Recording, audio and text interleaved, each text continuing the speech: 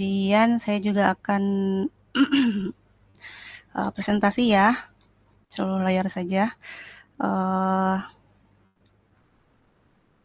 Nah, ini yang saya bagikan presentasinya menggunakan slide dulu ya. Menggunakan slide presentasi supaya kita lebih terarah lah ya. Jadi pembahasannya kemana-kemananya lebih terarah. Kemudian kalau misalkan ketika saya menjelaskan Ahmad ada pertanyaan, boleh langsung ya. Nah ini ya, kita pertemuan web kedua. Jadi sebetulnya kenapa kita mengambil hari Selasa juga supaya nanti tidak terlalu mepet ya dengan waktu tugas.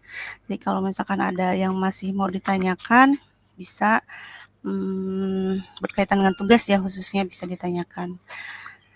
Nah, kita langsung saja ke materi pembahasan. Jadi saya akan review kembali mengenai aktivitas belajar atau praktikum kita yang ada di LMS. Sini ya, dari mulai praktikum atau aktivitas belajar 7, 8, 9, 10, dan 11.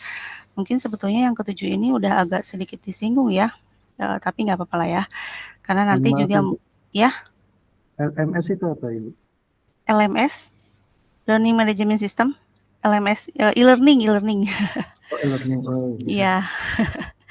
E-learning, kemudian LMS itu ya Learning Management System ini ya. Jadi istilahnya ini bisa dikatakan sebagai LMS, bisa dikatakan sebagai e-learning.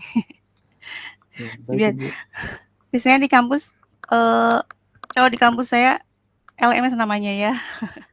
Karena kan tidak full online gitu ya. Mungkin karena di UT full online jadi bisa dibilang e-learning gitu ya.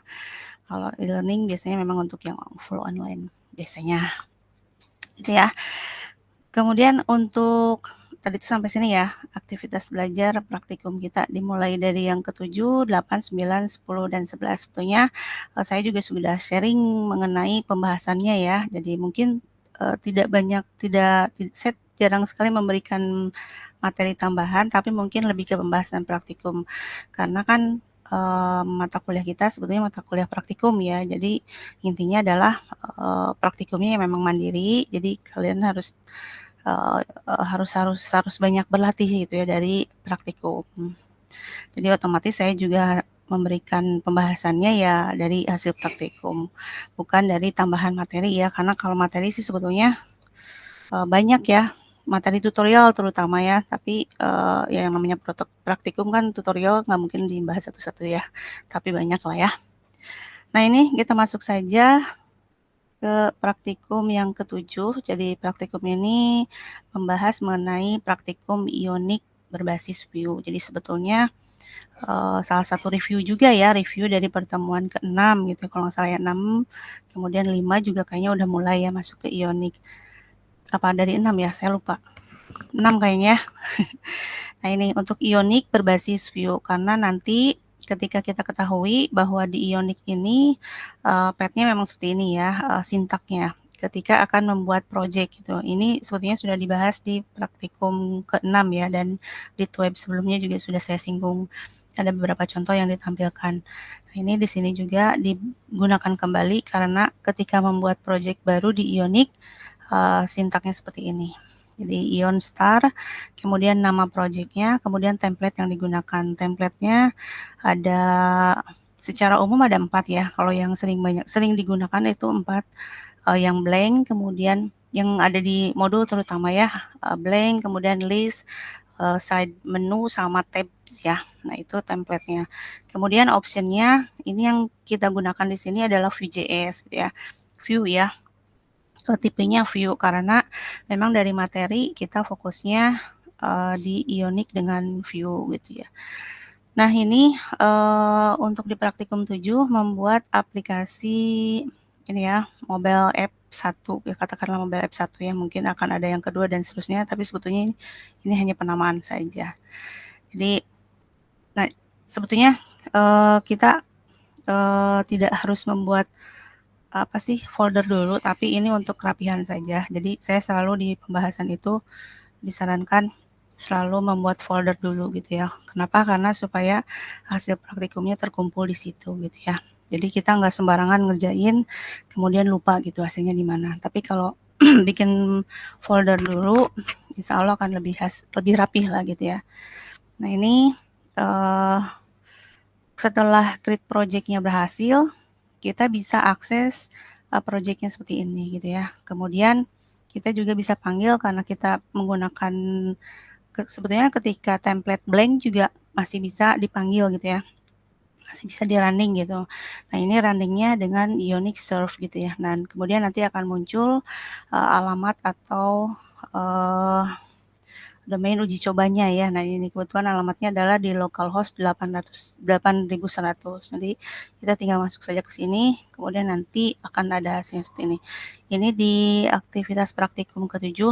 Jadi cuman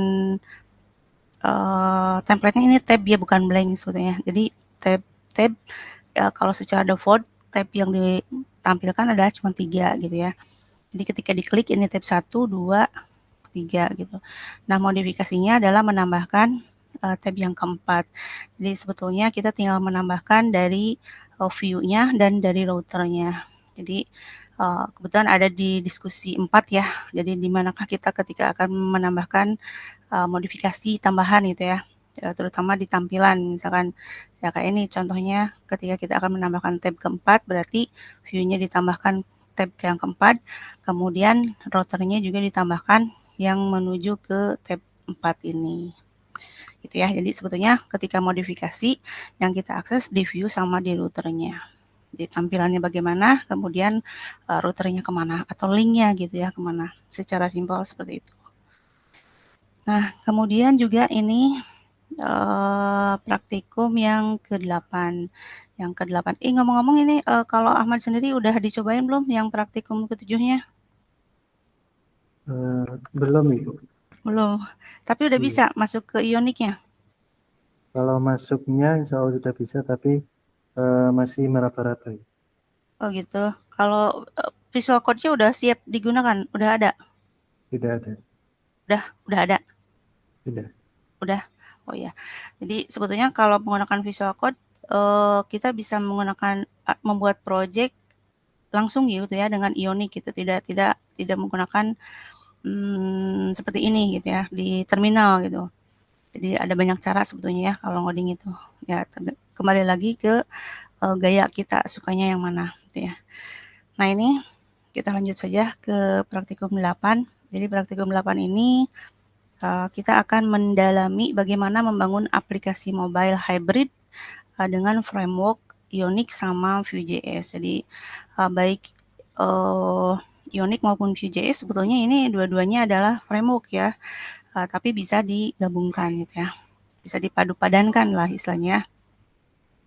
Nah ini tujuan dari praktikum 8 ini sebetulnya menampilkan aplikasi yang mengambil data API dari alamat ini ya, JSON placeholder.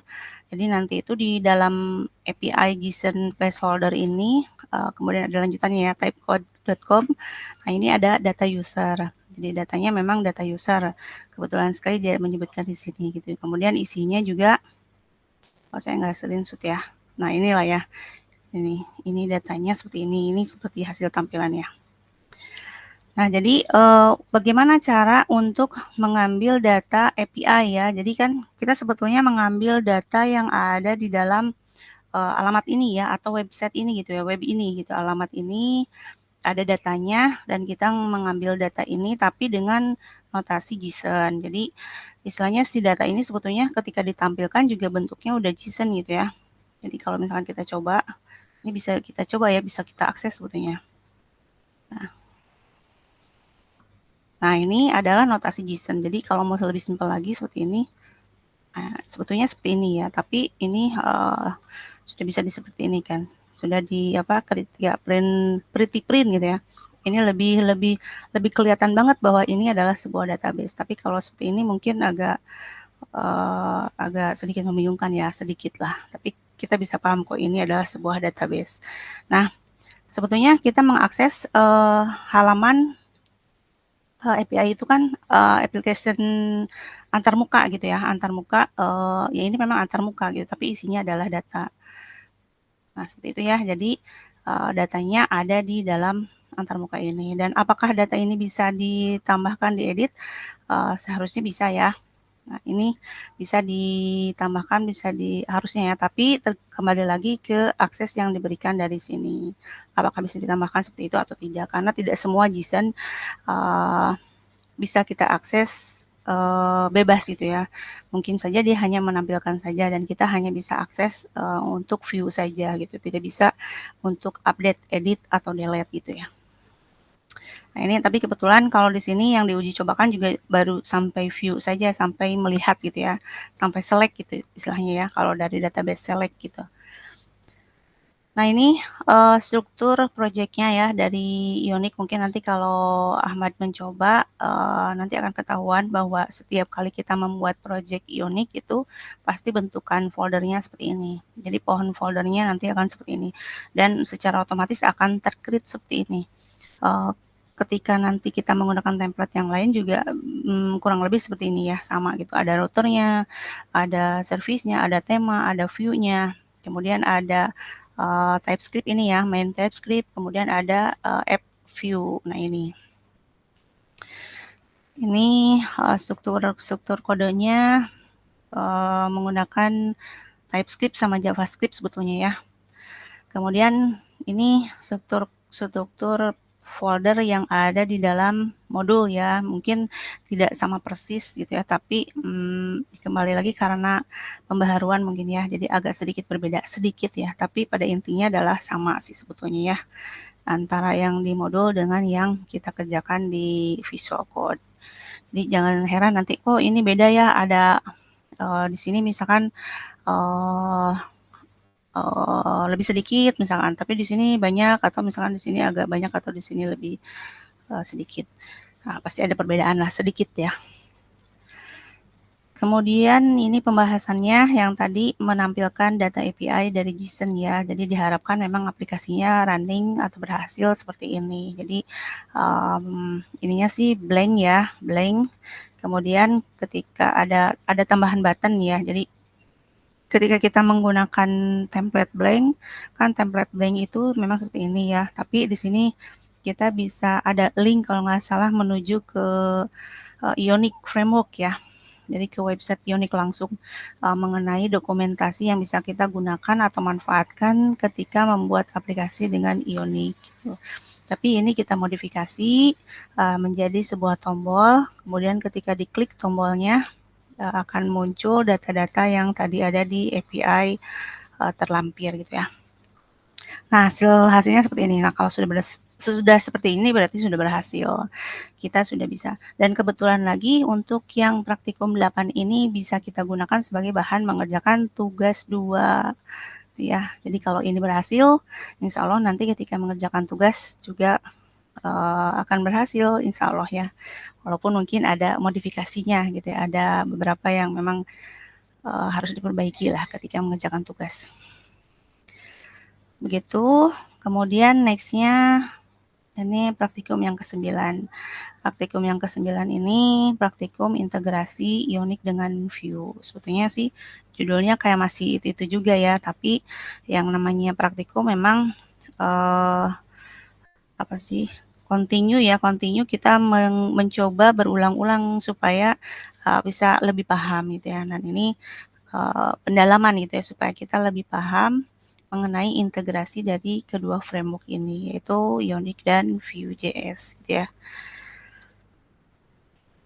Ini di praktikum ke-9 kita bikin 4 project ya. Jadi ya project pertama ini project Ionic dengan template blank, kemudian dengan side menu juga dicoba, kemudian dengan tabs juga dicoba lagi ya. Kemudian ada dengan list app. Jadi dengan list ya, menggunakan list. Jadi list ini supaya kita bisa membuat aplikasi dengan database ya, kita memang harus paham apa itu sih list gitu ya. List itu ya kayak tampilan yang ke bawah gitu ya, kayak data, kemudian ada berita, misalkan berita 1, 2, dan seterusnya, itu ngelist gitu ya. Atau misalkan tampilan di ini, nah ini seperti ini juga, ini sebetulnya list ya, list menu gitu istilahnya lah. Kalau ini kan list ini ya, list apa? Ini juga sama list tapi dalam bentuk grid gitu ya, grid view. Nah, kalau list biasa yang disebutkan di sini, nah ini seperti ini juga list gitu ya. Gitu ya. Ini hanya mengenai implementasi list ya. Kemudian kalau tabs berarti yang ada tabsnya ya, jadi yang ada menu di bawahnya. Kalau side menu, nah seperti ini nih. Nah, ini adalah namanya side menu. Jadi ketika diklik dia muncul kayak ada menu baru gitu ya. Atau kalau di, nah bisa jelasnya kita lihat di sini. Nah, ini yang blank seperti ini, mungkin kurang besar ya. Coba.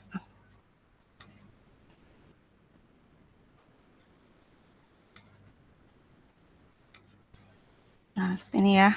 Nah, ini untuk yang blank, nah ini yang side menu, kemudian ini yang tab ya. Nah, tab-tab ini bisa di bawah, bisa di atas ini sebetulnya ya, tapi di sini memang umumnya ketika memperlihatkan secara defaultnya yang di bawah seperti ini ya. Dan kemudian juga modifikasi yang udah kita lakukan di bawah seperti ini kok. Kemudian ada tambahan menu berikutnya. Nah, ini yang list tadi. List ini memang beda dari, kalau ini kan blank, lebih ke tampilan, ini juga sama. Tapi list ini pasti ada datanya ya, ada data yang ditampilkan. Dan biasanya ada file tambahan itu untuk datanya apa saja gitu. Sama seperti kalau misalkan kita mau mengakses API, ya berarti datanya ada di API. Gitu ya. Nanti ini hasil runningnya untuk praktikum keberapa tadi tuh? Praktikum berapa? Halo, masih ada Ahmad? 9 ya kalau nggak salah. Iya, Ibu. 9 ya. Nah, ini ya. Jadi memang banyak ya per step-step listingnya, tinggal diikutin saja. Nah, secara keseluruhan hasilnya seperti ini. Kemudian lanjut ke praktikum teknik layout yang ke-10.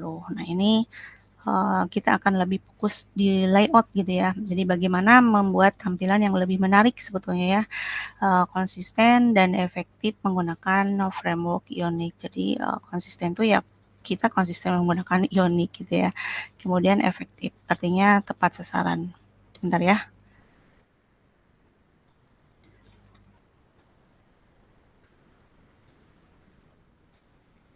Oke, udah masuk belum? Ah ya. Siapa sih? Risa? Riaha? Halo? Ria ya kayaknya. Ria ya betul atau siapa? Halo? Ya oke. Oh ya saya lupa, untuk absen kita harus screenshot ya, saya lupa. Bentar ya, takut lupa. Mana ya?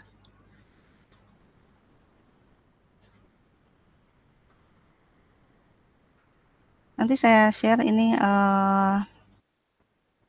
apa? Ada ya. Nah, ini ya.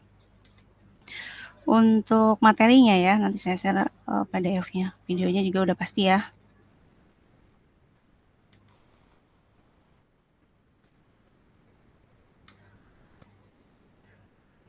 Oke, nanti kalau ada tambahan lagi mungkin akan ditambahkan ya.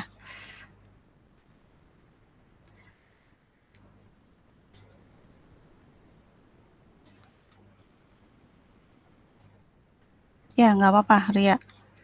Izin terlambat nggak apa-apa. Ya, nanti mungkin materinya ada yang sedikit tertinggal ya, tapi tidak apa-apa lah.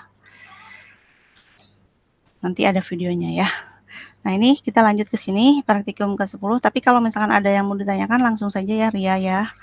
Misalkan kebetulan kan kita pembahasan praktikumnya dari ke-7 ya, 7, 8, 9, 10, 11. Gitu ya. Apa ya? Coba saya cek lagi. Oke. Kita lanjut ke materi ya. Yang 10, jadi praktikum 10 ini kita akan memahami tadi ya layout ya, tapi menggunakan tema dan komponen yang ada di dalam Ionic. Sebetulnya banyak sekali ya kalau kita lihat dokumentasi di Ionic gitu. Apa aja yang ada di dalam Ionic yang bisa kita manfaatkan. Banyak banget sebetulnya ya. Nah, ini listingnya pembahasan praktikum 10-nya ya. Jadi tujuan aplikasinya membuat seperti ini. Jadi menampilkan kayak ada data kucing gitu ya. Kemudian kucingnya ada namanya, kemudian ada gambarnya juga ya. Jadi berarti kita harus menyiapkan gambarnya dan kebetulan memang saya sih cari ya bikin sendiri, bukan cari bikin sendiri bikin gambar ya, tapi memanfaatkan sumber daya yang ada di Canva lah ya. Cari bisa dicari kucing-kucingnya, kemudian namanya sesuaikan datanya. Cuman tinggal mengikuti datanya aja. Ya, kalau ada yang mirip berarti kebetulan sekali ada yang mirip gitu ya. Kalau tidak ya nggak apa-apa, tidak ada masalah sebetulnya ya, karena ini cuma contoh gitu ya. Kemudian ada side menunya ya, ada side menu di sini. Dan ketika diklik side menunya adalah ada tentang Maska, tentang aplikasi ini Maska gitu ya. Ini di sini ada everyday is catur day gitu ya. Ini bisa plesetan karena hobi catur atau plesetan dari everyday Saturday ya. Nah, ini mungkin Pak Bambang ya yang tahu. Itu kemudian ini Dokter Bambang ya, Dokter Bambang yang kebetulan memang membuat modul. Ini ketika diklik tentang Maska, ini akan muncul seperti ini. Ini sebetulnya hanya contoh ya, jadi baru pemanasan lah kita membuat aplikasi mobile dengan Ionic, dengan Vue.js, menggunakan tema. Nah, jadi kita merubah background-nya ya, warnanya menjadi seperti ini, agak kecoklatan gitu ya, kan biasanya putih gitu ya. Itu dan mungkin agak sedikit menarik ya, kalau seperti ini ada perubahan icon gitu ya, kemudian ada gambar-gambar kucingnya, ada perubahan warna. Jadi jangan salah, walaupun ini kebilang masih sangat sederhana, tapi ini bikinnya wah. Karena semua programmer tuh berawal dari teks ya, hello world, jangan lupa itu ya. Jadi dari sesuatu yang sederhana, tapi membuat yang sederhana itu masih perlu perjuangan lah. Mungkin bisa kerasa ya bagaimana nginstal aplikasinya, kemudian bagaimana melakukan runningnya. Ternyata ketika sudah diinstal, pas running harus masih ada setting-settingan dan tidak mudah ya. Jadi ya kalau misalkan tahapannya baru lambat, misalkan saya cuma bisa nampilin teks aja ya nggak masalah, nikmatin saja. Dan berbanggalah nanti setelah teks bisa menampilkan yang lain. Nah, setelah ini juga bisa mengerjakan yang lain. Begitu, kemudian ini praktikum yang ke-11. Jadi praktikum yang ke-11 praktikum komponen antarmuka Ionic. Jadi lebih mendalami lagi tentang layout ya, tentang layout. Jadi UI UX atau front end-nya seperti apa. Jadi betul belum menggunakan database lagi sebetulnya, belum mengakses back end-nya gitu istilahnya ya. Nah, ini kita akan membuat tampilan yang menarik, intuitif, menarik ya, kemudian tidak menyulitkan gitu ya, intuitif itu. Termasuk lengkap juga ya, kemudian konsisten menggunakan komponen-komponen yang ada di framework Ionic karena kita menggunakan Ionic. Itu ini pembahasan listingnya. Jadi tujuan aplikasi dari praktikum 11 ini yang membuat seperti ini ya. Jadi nanti itu ada list data kucing gitu ya. Ada kucing, ada fotonya, kemudian ada namanya. Kemudian di sini ada tombol akan diadopsi atau tidak gitu ya ceritanya ya. Jadi ketika nanti diklik adopsi berarti ada konfirmasi bahwa si kucing telah diadopsi gitu ya. Oke dan batal gitu ya. Sebetulnya ini nggak ngefek apa-apa sih ya pas di sini karena memang praktikumnya baru sampai sini gitu ya. Nanti nextnya mungkin akan lebih menarik lagi ya. Nah, ini sama ini juga menggunakan side menu, sidebar ya, sidebar seperti ini, side menu, sidebar.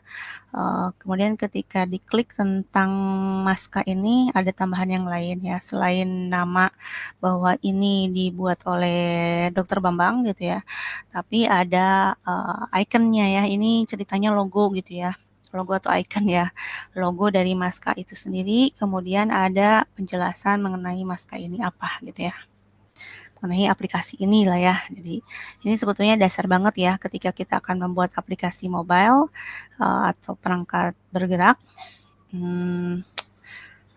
Ini menjadi dasar. Bahkan sebetulnya ini bukan hanya di aplikasi mobile gitu, web juga atau aplikasi desktop juga ya.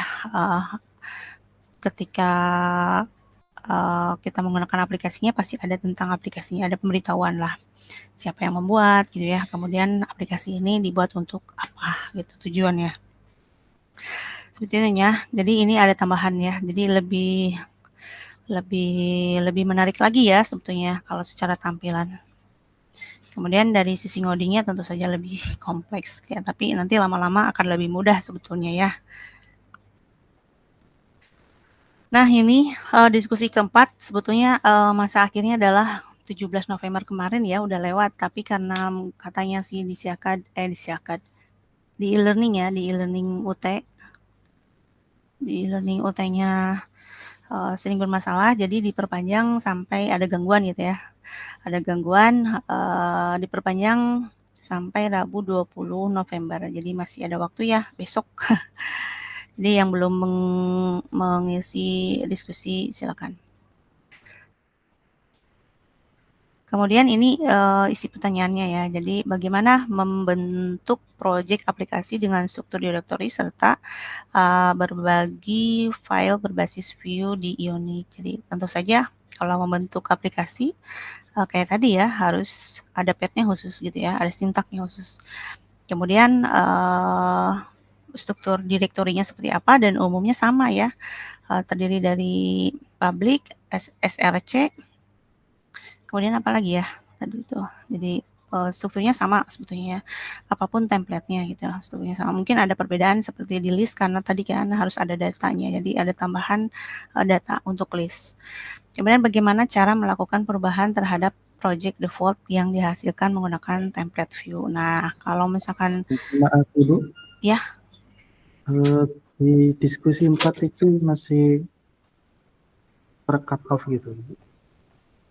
Tapi sebenarnya kalau saya sudah mengerjakan, cuma oh udah, kalau rekan-rekan yang lain mungkin mau mengerjakan, kayaknya nggak bisa.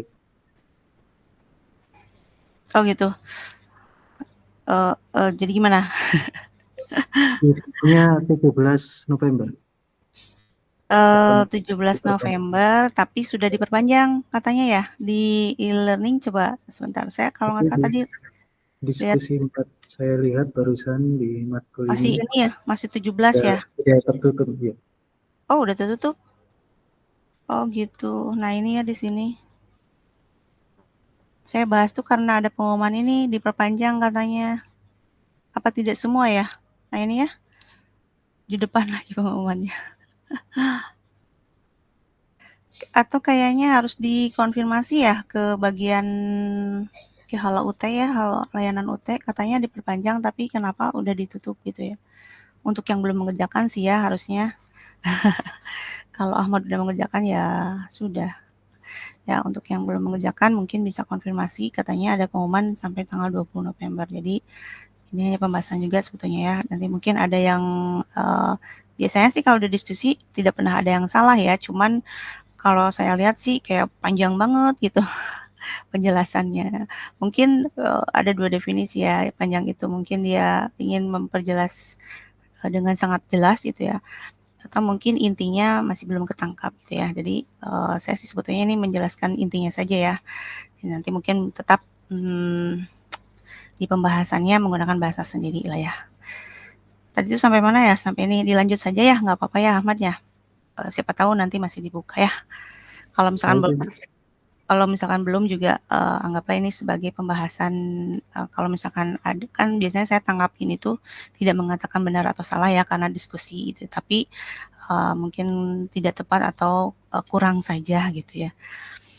Itu tadi yang sampai nomor 1, nomor 2-nya adalah bagaimana cara melakukan perubahan terhadap project ya. Umumnya sih menggunakan ini ya, menggunakan template view.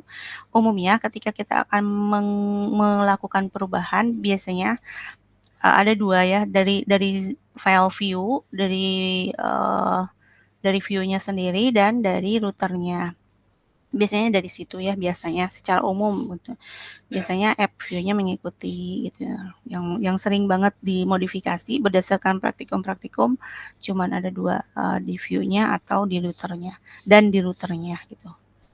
Kemudian bagaimana cara-cara penggunaan routernya? Router ini ya tinggal ditunjukkan saja gitu ya, dipanggil atau ditunjukkan bahwa filenya adalah ke view ya tadi ya. Biasanya kan ada tambahan view-nya seperti apa, kemudian router ini sebagai penghubung gitu ya. Penghubung ketika kemana-kemananya gitu ya. Nanti kita lihat ya. Nah ini ya. Nah ini contoh directory ya. Jadi directory blank dengan template blank, kemudian directory dengan side menu. Coba kalau kita perhatikan ini mirip-mirip ya secara folder gitu ya. View, tema, router ada di SRC, kemudian public ini icon isinya ya, cuman icon aja. Kemudian ada app view-nya di SRC, kemudian ada main TS. Ini juga sama yang side menu. Kemudian yang tab app mungkin ada tambahan komponen ya. Komponen, tapi yang lainnya kurang lebih sama. Nah, yang list app ada tambahan satu lagi yaitu data ya, karena kalau list tadi kan saya udah singgung ada datanya. Biasanya kalau list-list seperti ini pasti ada datanya. Nah, ini juga bisa dikatakan sebuah list ya. List folder. Nah, pasti ada datanya kan, isinya apa gitu. Nah, seperti itu ya. Jadi yang akan ditampilkan apa saja. Nah, ada di data ini. Begitu. Kemudian komponen ini sama ya. Jadi secara sekilas ini sama sebetulnya. Oh, saya perbesar lagi ya supaya lebih jelas. Nah, seperti ini ya. Kemudian ini, nah kalau kita mau lihat lagi ya lebih dalam yang ada di template blank, list app, kemudian side menu sama tabs gitu ya. Walaupun ini sama sebetulnya ya, tapi nah ini saya maksudnya untuk menunjukkan bahwa di view gitu ya. Jadi ketika kita akan melakukan modifikasi itu kebanyakan di view gitu ya. Jadi fokusnya di view. Jadi penambahan halaman baru itu ada di view di sini. Ini juga sama. Jadi ketika ada perubahan itu lebih banyak di view. Dan nanti ujung-ujungnya adalah di routernya. Kalau router kan karena ada penambahan halaman tadi ya, jadi aksesnya kemana gitu. Hanya menunjukkan atau sebagai penghubung lah router ini ya. Jadi deklarasi penghubung dari halaman-halaman atau view-view yang baru ini harus dideklarasikan di router supaya dia tahu oh ini arahnya kemana gitu ya. Ini juga sama ya. Gitu ya. Nah ini penggunaan routernya ya. Jadi si router ini memang harus dipanggil namanya apa. Nah ini ya maksud tadi saya halamannya yang mana gitu. Nah biasanya ada di view. Jadi memanggil halaman yang ada di view, yang ditambahkan di view. Dan ini path-nya. Jadi ketika blank katakanlah misalkan memanggil localhost .2.880 dan 8808 ya kalau nggak salah. Secara default ya itu tanpa ada slash-nya berarti dia akan masuk ke slash home gitu ya. Nah kemudian kalau misalkan masuk ke slash home kemudian diklik berarti dia akan masuk ke homepage gitu. Kemudian nanti diklik misalkan ada button yang menunjukkan ke about berarti dia akan masuk ke halaman about. Nah ke halaman home ini yang akan ditampilkan, ke halaman about ini yang akan ditampilkan. Jadi sesuai dengan yang ditunjukkan path-nya di sini ya, view di halaman ini ada di view. Gitu ya. Mungkin kalau seperti ini sih masih agak bingung ya kalau tambah lagi kalau misalnya belum praktek ya makanya dicoba saja kalau yang belum, kemudian supaya lebih jelas lagi ya harus dipraktekkan. Begitu sepertinya udah maghrib ya, tapi sedikit lagi ya. Ini tugas 2. Tugas 2 udah mengerjakan? Ahmad sama Ria? Belum, Ibu. Belum mengerjakan. Nah, ini ya ada bocoran lah ya supaya bisa Saya mengerjakan. sudah, Bu. Oh, udah. Oke, nanti saya masuk ke e-learning-nya belum saya ini ya, baru lihat-lihat aja. Oke, nanti insya Allah lah malam akan saya respon ya. Kemudian ini untuk tugas 2 ya. Jadi kita bahas sedikit untuk tugas 2. Mungkin saya tidak akan memberikan jawabannya tapi ngasih clue ya. Nah, ini untuk tugas 2 ini menampilkan data yang ada di dalam API di sini ya, API coinlore.net API, kemudian tickers, apa sih tickers ya? Nah ini ya, jadi intinya adalah nama-nama cryptocurrency. Jadi dalam harga dolar ya. Jadi menampilkan ini, kemudian yang diminta ini cuma satu ya soalnya ya, betul ya? Sama nggak? Takutnya saya salah ngambil soal lagi. Sudah dilihat soalnya? Oh, dia udah Benar, Bu. Itu soalnya, Bu. Benar ya, karena udah mengerjakan. Oke, soalnya ini cuma satu ya, dan kalau betul ya 100. Ini tampilan yang diharapkan ini ya, jadi si data cryptocurrency-nya muncul, kemudian ada header-nya, kemudian ada tombol get data. Nah ini ya, kalau yang saya buat seperti ini. Tapi sebetulnya mau sama persis seperti ini silahkan, atau misalkan seperti ini yang saya modifikasi juga tidak ada masalah. Yang penting tujuannya menampilkan data cryptocurrency ini tercapai. Gitu ya, jadi menggunakan API. Ini kebetulan sama sekali dengan di modul 8 ya, betul Ria ya? Iya Bu, sama Bu. Sama ya. Ya mungkin ada sedikit perbedaan ya. Kayak pemanggilan data mungkin ada sedikit perubahan. Sedikit. Tapi Oke. saya mau nanya Bu, Oke, yang silakan. button atas itu dia seharusnya bisa diklik atau memang cuma button aja Bu? Oh, diklik. Oh. Jadi ketika tampil itu yang pertama itu sebetulnya bukan langsung get ini, menampilkan data ini, tapi cuman sampai header-nya dulu gitu. Okay. Jadi ini ada gitu ya. Kemudian ada tombol ini. Nah, ada ininya. Kemudian ketika get data, ini muncul semuanya. Gitu. Kalau punya saya. Kalau punya Ria gimana? Nggak Kalau muncul? punya saya cuman button get datanya aja Bu, tapi kalau diklik langsung muncul tabelnya. Sama berarti ya. Ya, mirip banget sama yang praktikum 8 ya, aktivitas praktikum 8 mirip. Tidak ada masalah sebetulnya kalau yang praktikum 8-nya berhasil. Begitu ya. Kemudian ini catatan ya, mungkin catatan saya mengingatkan supaya lebih rapi mengerjakan tugasnya. Jadi perhatikan soalnya baik-baik agar mengikuti output sesuai soal. Jadi agar outputnya itu sesuai soal gitu ya. Jadi nggak kemana-mana. Walaupun tidak sama, seperti ini kan tidak sama ya. Tapi kan tujuannya sama, menampilkan. Kemudian ada modifikasi sedikit ya. Kalau ini kan pakai garis-garis, kalau saya pakai ini. Jadi kalian juga nggak ada masalah sebetulnya ya. Yang penting tujuannya tercapai. Kemudian yang dikumpulkan adalah source code dalam bentuk teks. Kenapa? Supaya bisa saya coba gitu. Jadi ketika saya memeriksa, saya tinggal kopas saja kodenya, kemudian bisa lebih cepat memeriksa. Tapi kalau misalkan kalian ngasih screenshot kan, saya nggak bisa coba kodenya ya. Masa harus diketik ulang gitu ya. Nah itu ya. Jadi itu salah satu tujuannya ya, supaya saya bisa kopas dan coba. Kalau misalkan yang saya lakukan di pembahasan hanya screenshot, ya memang tujuannya untuk memperlihatkan ya hasilnya gitu ya. Dan tetap pada akhirnya ketika praktikum kan kalian yang mencoba langsung. Gitu ya, jadi sekali lagi kodenya dalam bentuk teks, tidak screenshot atau yang lainnya. Kemudian screenshot juga tidak terpotong ya, jadi maksudnya tuh tidak perlu dijelaskan, misalkan ini screenshot, ini jadi misalkan satu file itu dipotong-potong, yang atas ini, jadi nggak usah dijelaskan ya. Kalau mau ngasih penjelasan, terpisah saja gitu, setelah kode satu file, nanti di bawahnya ada penjelasan atau di atas boleh. Jadi yang pasti nanti ketika saya kopas kodenya, bisa langsung mencoba running atau tidak gitu ya, betul atau tidak gitu, atau saya cek betul atau tidak. Nah ini kemudian hasil runningnya baru di screenshot ya, supaya tahu sebetulnya, oh kalau misalkan kadang-kadang gini, ada juga kasus mungkin karena beda setting ya, atau ya beda settingan tools pengembangnya sebetulnya ya. Biasanya source code yang saya coba misalkan di kalian running gitu ya, tapi di saya mungkin tidak running gitu ya, atau mungkin ada yang kelewat dan lain sebagainya. Tapi kalau misalkan kalian menyertakan hasil runningnya, oh ternyata hasil runningnya seperti ini, oh ternyata ada typo nih saya ketika ngopasnya gitu ya, atau ada yang kelewat gitu.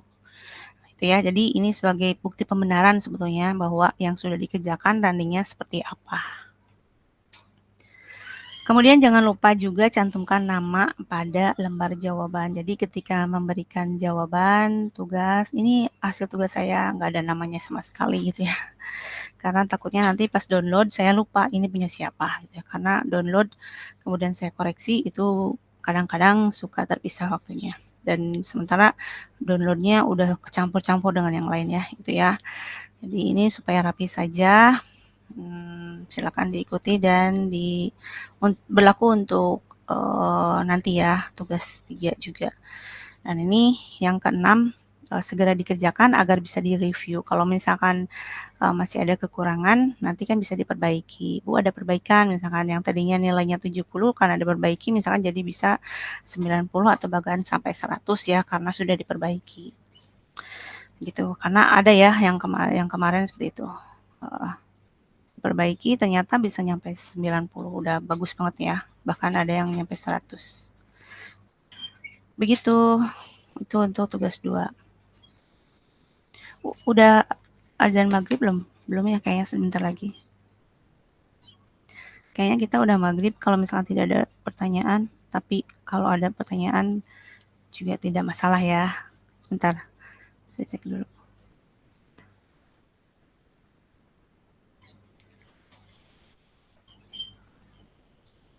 Oke, kita lanjut dulu ya. Jadi selalu semangat belajar, ini hanya catatan saja. Ya, semoga memotivasi, ya walaupun tidak memotivasi bisa dibacalah ya. Jadi belajarlah dari siapapun, namun tetap memiliki dasar pendirian yang kuat sebagai identitas diri. Jadi bukan berarti tidak mau menurut ya, tapi ya kita belajar saja. Tapi tetap pilihan ada di tangan kita, istilahnya gitu ya. Karena kita perlu menunjukkan bahwa saya punya identitas sendiri gitu. Kemudian belajarlah dari siapapun karena pengalaman itu guru yang paling berharga. Jadi ketika kita belajar dari siapapun gitu ya, yang kita ambil adalah pengalamannya gitu ya, pengalaman dia. Contohnya misalkan saya pengalaman ketika praktikumnya gitu ya kan, saya suka sharing tuh hasil praktikumnya. Jadi kan kalau saya sharing pengalaman hasil praktikum mungkin akan beda ya rasanya. Ketika saya hanya membagikan hasil membaca misalkan gitu ya. Gitu ya. Kemudian selalu semangat agar potensi diri semakin tergali. Jadi supaya potensi diri semakin menonjol ya harus selalu semangat. Ini selalu semangat berlatih agar potensi diri semakin terasah. Itu ya. Jadi intinya adalah lakukan yang terbaik. Itu ya. Ini hanya catatan saja, catatan penutup. Dan sepertinya yang saya sampaikan juga sampai di sini. Begitu. Ada yang mau ditanyakan atau misalkan saya perlu review, Ria tadi mungkin saya jelaskan dari sini aja ya. Jadi yang tadi yang saya bahas ini dari praktikum 7, 8, 9, 10, 11 dan semuanya sudah ya. Sudah saya share di materi tambahan. Baik, Bu. Semangat maghrib nih. Ada yang mau ditanyakan? Kalau saya nggak ada sih, Bu. Nggak ada ya, karena tugasnya udah selesai juga. Tinggal tunggu koreksi dari Ibu aja nih Ya, kalau salah. Siap. Nanti setelah ini saya juga masih ada kelas online ya. Nanti kalau misalnya agak terlambat, mohon maaf ya. Iya, Pak, Bu. Oke, tapi kayaknya Ria ini udah oke ya, udah bagus kayaknya. Oke, Ahmad gimana? Ada yang mau tanyakan? Kayaknya dia lagi sholat, Bu. Oh gitu ya, udah maghrib ya. Oke, atau gimana ya nih? Kalau mau ditutup. Soalnya sekalian juga kita sholat ya. Kita closing aja ya. Kalau misalnya tidak ada lagi yang mau tanyakan. Halo? Iya, Bu. Maaf, Bu. Lagi hujan. Oh, iya sama hujan. Kita closing aja Ria gitu ya atau gimana?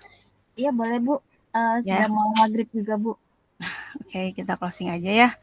Saya stop screen. Kemudian untuk yang terakhirnya kita screenshot aja. Nanti saya share hasil videonya ya, sama seperti sebelumnya. Materinya juga nanti akan saya share. Oke, gitu saja Ria. Kemudian Ahmad juga terima kasih ya. Mungkin nanti dia akan menonton di video rekaman. Gitu, mungkin saya mohon maaf kalau ada salah-salah kata. Insya Allah nanti kita berjumpa kembali di web yang ketiga ya, yang terakhir. Gitu. Wabillahi taufiq wa hidayah. Wassalamualaikum warahmatullahi wabarakatuh. Waalaikumsalam. Makasih ya, Bu. Ya, sama-sama Ria. Makasih. Oh ya, di sini ada Ahmad izin sholat ya. Oke, Ahmad, kita tutup aja ya. Makasih ya. Assalamualaikum.